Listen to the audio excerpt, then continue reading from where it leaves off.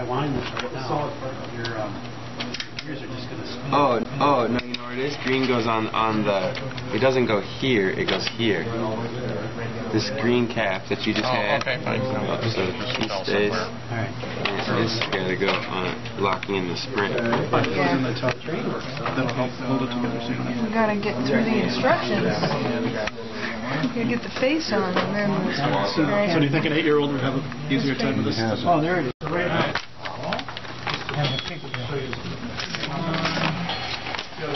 Goes on top of white, top of this guy. On top of the white. Then you do nothing for a couple of hours. Permanent, and then you rest. Then you just look at your, what you've accomplished. Now turn it over. Well, you've turned it over. Oh, that's to see who's See what you did. Oh, I mean, you're going to put this. Wait, and nothing to regulate it. Just you wind up the spring and it just keeps going. Runs right down. Okay. Makes a noise, but it's fine. So now you're going to, the rest of it's going to be the controlling mechanism.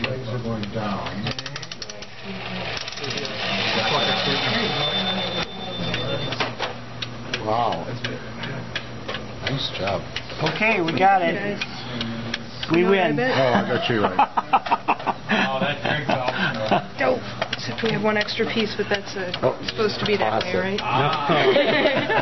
That's the way it always is That's with the way pocket it watches. Is there's always extra pieces. Okay, you know what these guys are called? You know what they are? There's a name for what they are. Watchmakers? No, not if you're a watchmaker. You never call yourself a watchmaker. Because they're not making watches, they're repairing watches. That's true. They're horologists. Oh, yes, horologists. Once in a while we make So, and the other thing about a clock is it can be in or out of beat. So if I lift it up, a magnet with me, a big bar. It's one of those things that you hang pots and pans in your kitchen with. And when I drop a part on the floor, I just run it across the floor, and usually I can pick it up. Okay, so now the watch is loose, other than... So I pulled that stem out to give it a little more clearance, and now I should be able to just slide the movement out. And here's the case back, or the case body. So when you have like 10 watches on your bench, I learned the hard way that you gotta really be careful where you put stuff. So I always take the case parts, put them in the envelope that came with the watch, with the name of the owner on it, and get that safely. Because I've had a couple of cases where you start a watch and you're waiting for a part. 2 weeks later, you get the part, and you have 2 similar cases on your bench. Which one's which? Okay. We need you to come in and identify the body. Okay, so now I have the most delicate part of the watch is the balance wheel. Like that's almost like gold, because there's many old watches, particularly European ones, that if it breaks, there are no other ones. So you'd have to pay someone to make one, which would be prohibitive. But I don't even think you could find it on eBay. Like some of the watches are kind of handmade. So when we're taking our pieces apart, is there any tips on just getting the screws started? Are they really tight, or do you should push down real hard? Sometimes they're loose, sometimes they're tight. You want to make sure you have a screwdriver blade that's going to fit the screw head. If it's too big, it's not even going to. It's just going to scratch. If it's too small, it's probably going to break. Okay. So you want to. So I may help people with that, so that I take that screw out. Now I want to get the balance out, and I want to kind of protect it. So the balance has got its own bridge held in with one screw. Okay. Balance cock. Yeah. So this is the balance spring, the balance wheel.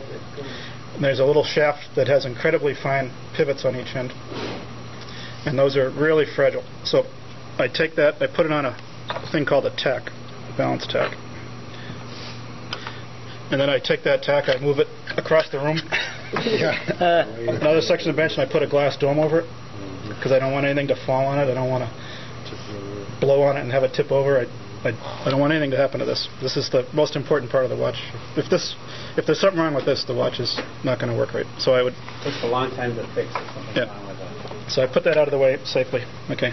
So now I have a watch, and I don't really know if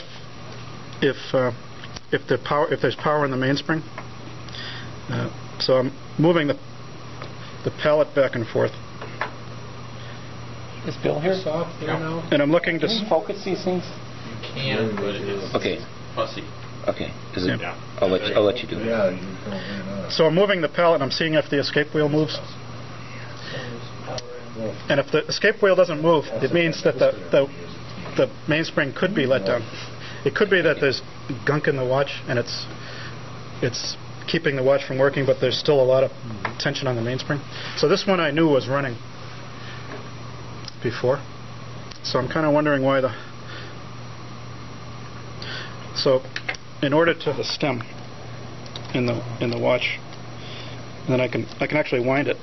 Now it's fully wound.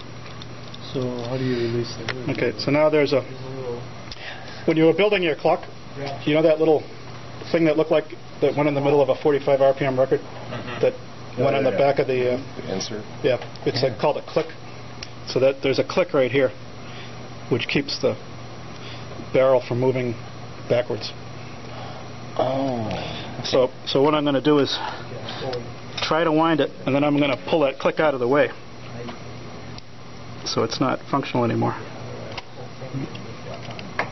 And then I'm going to let down. See how that wheel's turning? So all the power is coming off the mainspring now.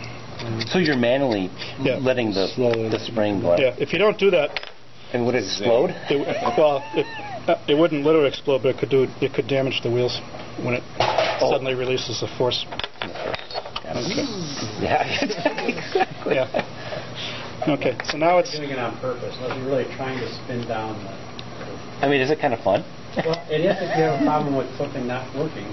You spin it down to find out where it stops and why it stops. Oh, okay. So what I'm kind of doing that now, where I'm going to take the pallet off. So there's another, like a little smaller screw. When I first started, I would have to draw a picture of every single step that I did, and now I could probably have this watch in a bucket, and I would know what all the parts were and where they would go. Do it in the same order? I try to. Yeah, you kind of get into a little habit. Okay. So here's the little bridge that holds down the pallet, and then here's the pallet. So if the mainspring was still powered, as soon as I take that out, it would have gone. Oh, I see. And who knows? Maybe it's not lubricated right, or. Okay, so here's the pallet, and that consists of two jewels on either end of those, and that's what interacts with the escape wheel. So the wear characteristics are really good. Okay. And that's you're telling me to adjust them. You melt the shellac. They're held in by shellac. Yeah, they're held in with shellac, and sometimes you actually have to move those stones, like just a little bit. You melt the. How do you control how far you move? It's just trial and error. It's like you said, if you think you did, you probably did. Yeah, if you think you moved it, you probably moved it too far. So do you do that on the microscope? Yeah, I have a high-powered microscope at home that I can actually, one of these jewels will take up a third of the field of view. And you can actually see little cracks in it. You can see you can see how well shafts fit inside jewels. Probably synthetic sapphire. Okay, so now, since I've taken the pallet out, that's what controls the motion. I should be able to. So the wheels do move. It does seem like it's a little stiff for some reason. But I can move the wheels. If this watch was cleaned and oiled, that would spin very easily. Okay, so now I'm going to take the dial off. And this dial's made of metal. Some are made of ceramic. And there's usually 3 screws on the side of the plate that tighten up against some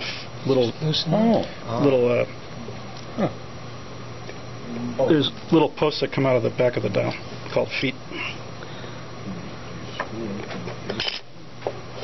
Okay, so bingo. So it's just a piece of metal that's been they use like a stencil or something, or silk screen, yeah. And ceramic dials usually crack very easily. Typically, people over tighten the screws, and so you can tell where the posts are, because that's where the cracks start. And are they 1920s or so. Are they? Is it all ceramic, or is it metal? Well, it's a copper plate with a ceramic top. Oh, okay. And then I think these are all. What kind of metal are these? You think? I think they're just brass. Yeah. Brass. Yeah. And typically, if it's a nice ceramic tile, that's another thing I don't want to screw up by inadvertently dropping something on it. So I put a piece of tissue in this section and I put it face down, so I minimize the risk of screwing that up. Okay. So now this is one of the wheels that turns the hour and minute hands. So there's 3 components to that. One of them just comes off easy. The other one is pressed on. So I use this little plunger tool, which grabs it and sucks it up. Oh man! So I always do that at this stage. Cannon pinions pulling off the cannon pinions. Yeah, there was one on the clock. Yeah. That I think it was the white piece that. Okay, so now if I don't do that, I can't take the center wheel out because it's going to be held in by that piece. So I take that off now. Now, if you look at this plate from the side, the posts where the hands go on stick out. So if I were to just put this movement on the table and put pressure on it, those shafts would either break or bend. So you need to put it in some kind of a cradle to keep you from damaging those wheels. These are all things when you first do it, everybody does those mistakes once or twice. There's several things that will cause arguments among watchmakers and clockmakers, one of which is lubricants, which everybody has a different viewpoint as to which is the best. Obviously, the other one is holders. So depending on who you are, it depends on which type of holder you believe is the absolute best in the whole wide world. So I brought along all the different types of holders that you might someday experience for holding different types of things. So all of these are the same design. There are some, like if you have a chronograph like this watch. I actually brought one of those too.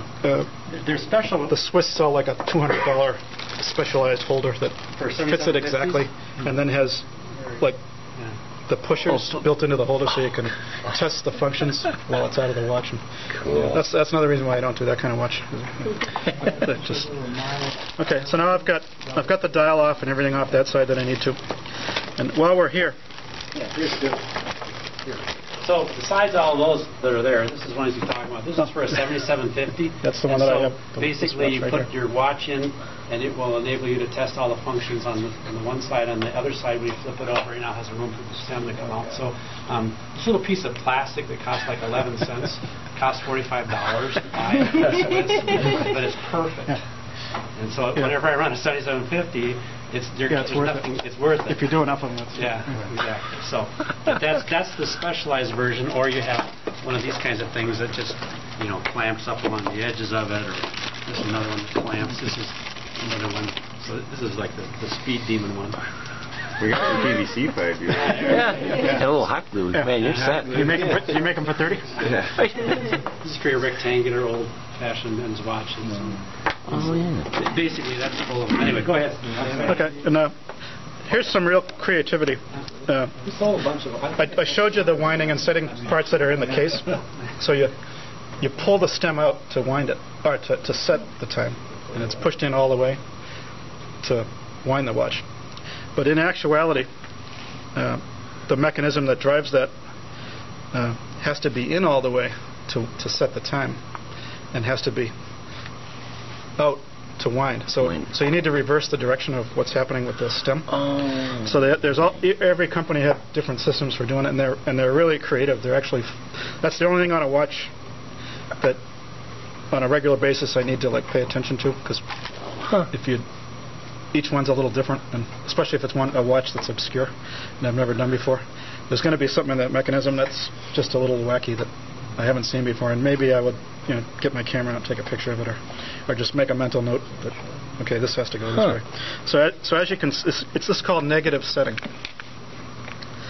So what happens is if you pull the stem all the way out and the stem is just barely engaging the winding.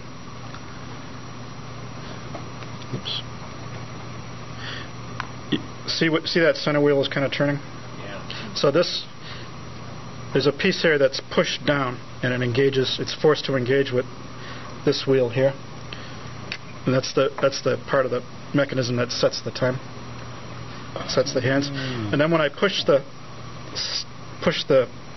equivalent of pushing the stem all the way in, see how that thing moves up, and that engages with this wheel, which is connected to the winding wheels. So it does that with this kind of interesting. It's kind of hard to follow, but there's all these like springs and things that kind of keeps like there's a little lever here that moves a spring that moves another spring that so that's kind of one of the fun things. Some watches actually have a lever that, like the one on your grandfather's watch, that you have to pull out, and that manually pushes it into setting mode. Is there like a lever that would be on the outside? Yeah, and that's called lever setting. Yeah, and that's a little different, but most watches are like this, where it's in to wind, out to set, but it actually reverses that force inside here. Okay, and the rest of it is mostly taking screws off. So let's now this on the watches that I've set up for you, you're going to get a plate, and you're going to probably have this piece, which is held in with 2 or 3 screws, and then there'll be some wheels under it. So you'll be taking those screws out, taking the plate off, take the wheels out, put the wheels back in, and then make sure that it spins freely again. So, and if you happen to break something or lose a screw, it's no big deal. I've got boxes of these old movements that I'm probably never going to... Okay, so this plate is held in with 2 screws, and it holds down 3 wheels. And so these screws, like 3 or 4 threads of engagement? Probably a little, maybe, yeah, I guess about that. Okay. Okay. So I pull that plate off, and I have to be careful. If it's an old watch with gummy oil, sometimes the wheels will stick. So if you just like yank it off, you might break something. So I generally try to take it off. So there's jewels in there. Yeah, so these are some of the jewels. These are set in brass or gold settings, and then they're screwed in. They're held in with screws. So some watches, the cheaper watches, they'd just be a bore, and they'd be pressed in, friction fit. But these are a little. And those are really small screws, right? I mean, they're. Yeah, like the holes. You probably can't even see them. So when you guys say jewel, it's like a shaft made out of some... it's a cylinder of ruby or sapphire. And something spinning around the outside of it? Or inside. There's a hole in it. It's like a bearing. Yeah, it's a bearing. Ball bearing. Yeah. And it's got wear characteristics that it's harder than the steel, I think. Is it like a bushing or a bearing? It's both. Or with a shaft. Keeps things from Bushing's probably more... Yeah, well, bushing's metal. Like there are, like on a 7-jewel watch, these would be brass bushings. Oh, okay. Okay. So the more jewels you have on a watch, the less friction there is. 7 jewels. Okay, so this wheel, which I just pulled out, is the minute wheel. This is the one that rotates every minute, and you can see it's got that long shaft sticking out, and that's usually pretty thin and fragile. So that's why I have it in a holder. So I want to be aware that. You put that face down too? That I have to be a little... usually it's okay in there. And then here's the escape wheel, which you remember from your clock. Yeah. And it's got really, really tiny pivots on the end. So if you got gummy oil on there, how do you actually clean it without damaging the shaft? I take all these parts and I put them in a wire metal basket, and then I have cleaning machines that I run through 4 different stages. Is it an ultrasonic? I have both. I have a swishy one and an ultrasonic. Depends on how bad it is. Okay, so now I've taken... So use an air compressor. As long as it's less than about 70 pounds. WD-40 and an air compressor. And here's the intermediate wheel between the... Splash the kerosene. Actually, you automatically double the cost of a repair if you spray WD-40 on it, because it ruins all of our solutions. If we don't catch it quick enough, and we throw a watch or a clock into our solutions with WD-40 on it, it blows them up. Wow. costs about $40 a gallon for our printing station. So you're never happy with that. The bill shows it. Okay, so now I've taken that plate off, all three wheels, and then you can see the jewels, corresponding jewels on the bottom. These. So those look like they're just pressed in. Yeah, these are pressed in. Although there is a metal bushing around it. Setting, they call them settings. But these aren't screwed in. So they're just pressed in. So those are harder to work with. Okay. Now, I have to take off. This wheel is screws into the mainspring in the barrel.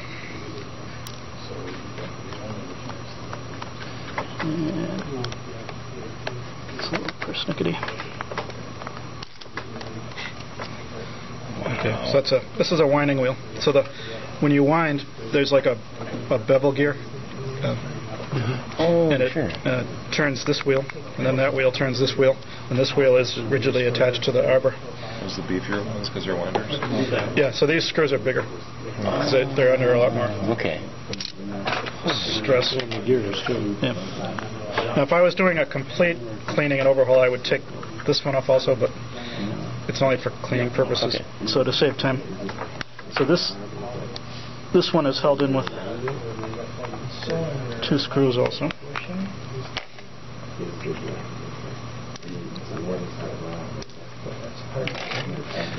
And those screws that are holding those plates in interchangeable?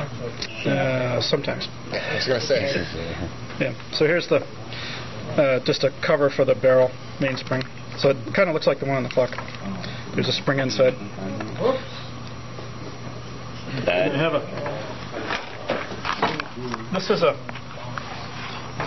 This is a mainspring from a large pocket watch, 18 size pocket watch.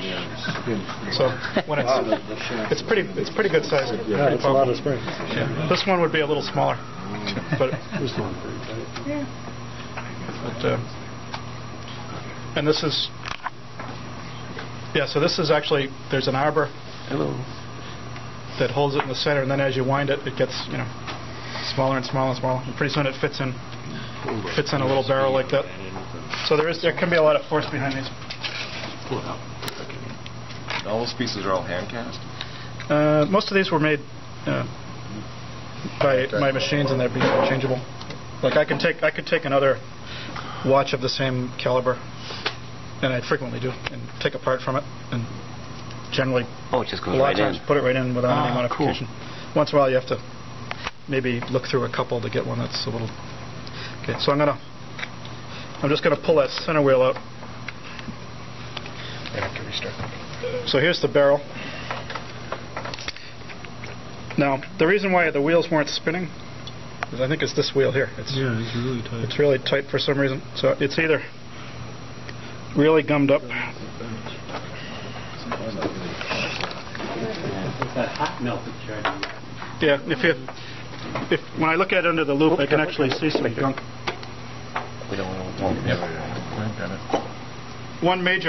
Most of these tools that I'm using were the same tools that someone would have used when this watch was brand new.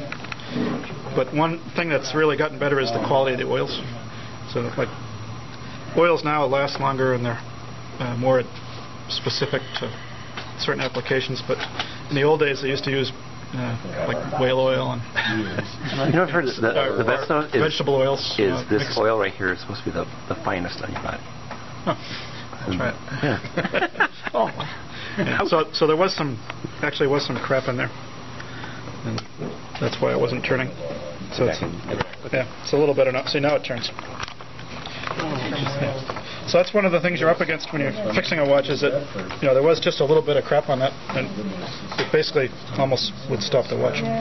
Yeah. So I just wiped it off with my fingers, and now it spins. Okay. Careful. Yeah. Okay. And then here's the Thanks, Bill. here's the other side of that mechanism. For the crown? For the crown, so you can see it from another side, where you kind of push in and it moves a pin on the other side of this. Okay, so now I would take all these things, put them in baskets, run them through a cleaner, get them all nice and shiny. I would take a piece of pegwood, which is a... What is pegwood anyway? I don't have a clue. I was hoping to find that out before. Well, there's pith and then there's pegwood. It's a hard one. It's a hard. So you buy these sticks at the suppliers, and you take a razor blade and you bring them to like 3 or 4 points, and then I would bring it to a point and force it into those little jewel holes, and just clean them out, and just kind of get the residual oil. Even after going through a cleaning machine, I don't think you ever really get. You need to abrade it. So I abrade it first. They're just a white wood. I don't know what they are. So you bring them to a point. It's kind of an art. After a while, you learn how to do it in a couple of strokes. And you clean it out and you cut another one. And is it because the oil, if it hasn't been used for, it'll varnish over? Yeah, it turns to.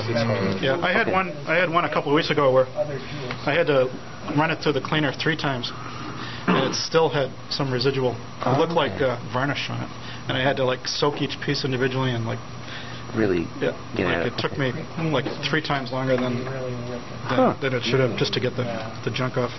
And there was oil in places where there shouldn't have even been oil. Like you never oil the wheels, like the teeth on the wheels or the pinions. This one had oil in the teeth, and it was. Oh, those weren't dry. It was terrible. Yeah.